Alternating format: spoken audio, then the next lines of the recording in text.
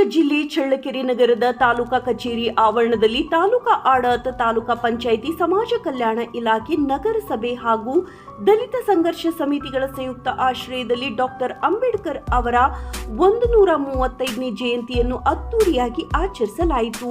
ಕಾರ್ಯಕ್ರಮದಲ್ಲಿ ಶಾಸಕ ಟಿ ರಘುಮೂರ್ತಿ ಅವರು ಡಾಕ್ಟರ್ ಅಂಬೇಡ್ಕರ್ ಅವರ ಪ್ರತಿಮೆಗೆ ಮಾಲಾರ್ಪಣೆ ಸಲ್ಲಿಸಿ ಮಾತನಾಡಿದರು. 1956ರಲ್ಲಿ ಅವರು ನಿಧನವಂತರೆ.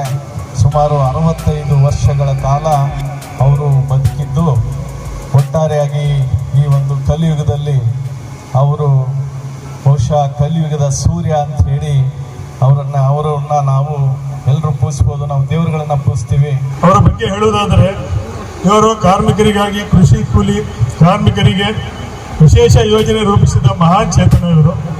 ಅಲ್ಲದೆ ದೇಶದ ಜನತೆಗಾಗಿ ಹಸಿರಿನ ಉಸಿರು. ಈ ಸಂದರ್ಭದಲ್ಲಿ ಅವರು ಅಂಬೇಡ್ಕರ್ ರಚಿಸಿದ ಸಂವಿಧಾನವು ದೇಶದ ಎಲ್ಲ ವರ್ಗದ ಜನತೆಗೆ ಆರ್ಥಿಕ ಹಾಗೂ ರಾಜಕೀಯ ಶಕ್ತಿ ನೀಡಿದ ಮಹತ್ತರ ಕೊಡುಗೆ.